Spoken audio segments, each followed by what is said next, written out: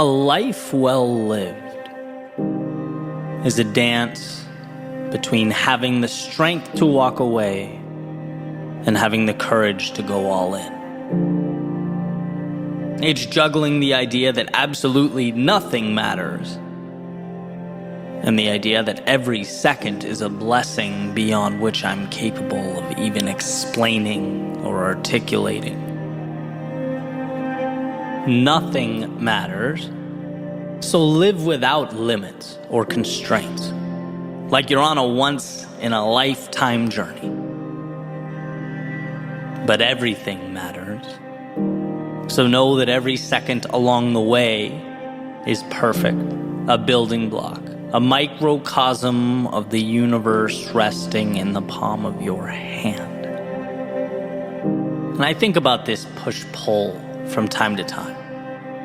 I play with the idea that nothing matters when I need courage, when I need to convince myself to be a little bolder, reinforce the understanding that there is no pressure here.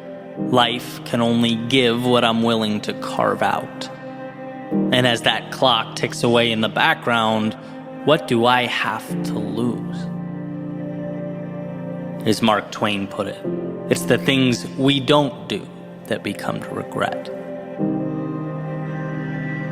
And then on the other side, when I need a little discipline, I play with the idea that the little things are everything. After all, two things can be true at once, and the details matter a lot.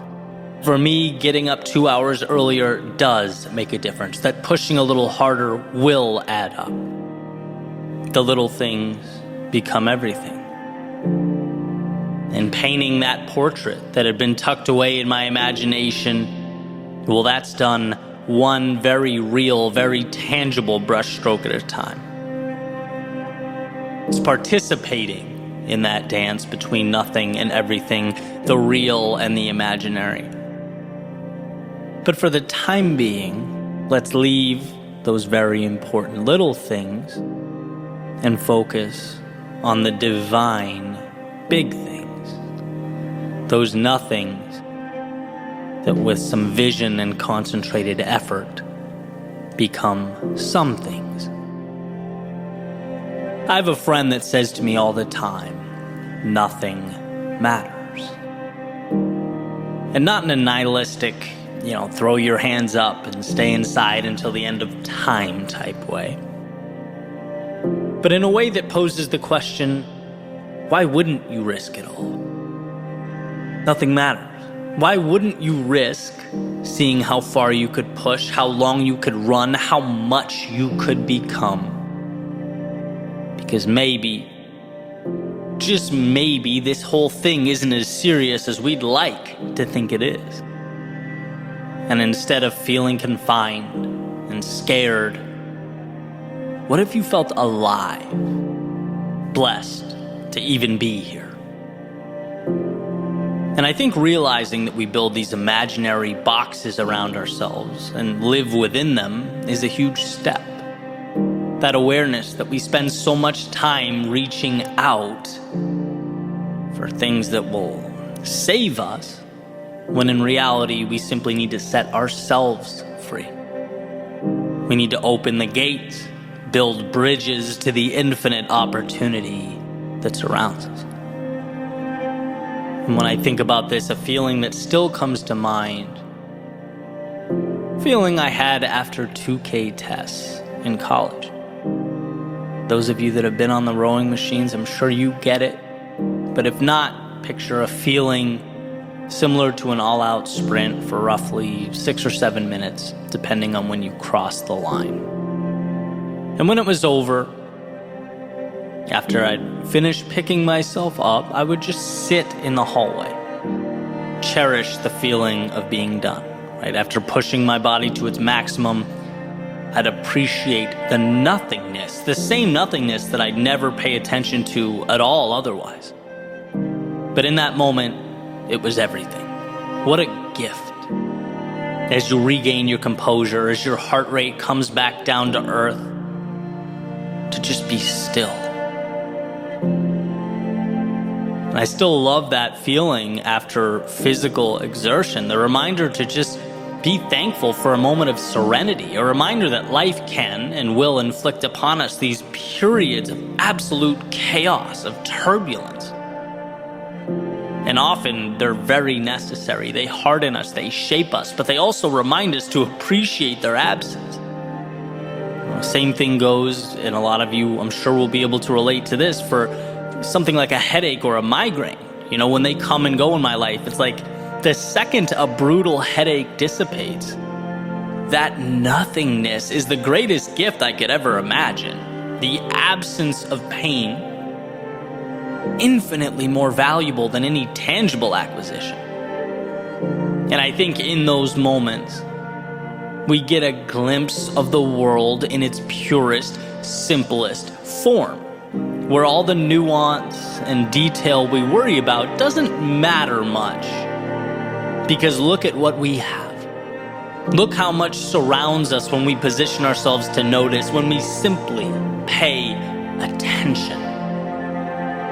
Tolstoy said, "If then I were asked for the most important advice I could give, that which I consider to be the most useful to the men of our century, I should simply say, in the name of God, stop a moment. Cease your work. Look around you." An incredible reminder to never forget where we are or what we were given. To remember that by breathing in the air around us, we have, in a sense, already won. And I love this because for a brief moment in time, it swings that pendulum to the nothing matters side of life. When you're living a miracle, why sweat the small stuff? And I can ask myself, why do I get so worked up? It's no big deal. Why not take the risk? What's the worst case? That I fail and have to backtrack as a now more informed and knowledgeable person? Why not stand in the face of my fears? The upside is consistently enticing. It consistently rewards. Look around and see what life has provided. How dare we waste it? And with that said, I'd also be remiss not to include this little caveat. You know, I'm careful with the words "nothing matters." Because even though in the context I've been using it for years, it's a positive, empowering thing. It's my reminder to push boundaries. I could also see how it begs the question, well, if nothing matters, why should I care? And so let's reframe. Because it's not that nothing matters, it's that nothing outside the scope of your worldview matters. It's the acquisition of freedom, addition by the subtraction of all those externalities we let hold us back. Because you know as well as I do, it's not really the externalities that shackle you. It's your thoughts about them. So open the gate to your mind, let the detrimental out, and keep the necessary and the ideal in. Nothing matters if it doesn't align with your values and your destination. I know I say in every video, speech, podcast episode that we are the authors of our own stories. And it's because we craft our nothings and our everythings.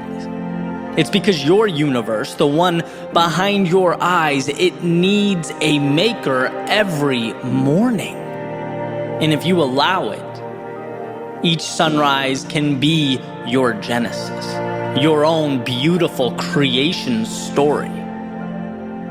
You have your hand on the dial. And so, amidst this world of infinite beauty and opportunity, look around you, soak it all in, ask yourself, what does freedom look like, feel like? Because you were put here to pursue that. And outside of those parameters, I believe that nothing matters. So why not live like it? Dream like it. Use the little thing in front of you to build the big things that have not yet arrived. Walk away when it's misaligned and go all in when you know in your soul it's right. There is everything to gain and nothing to lose.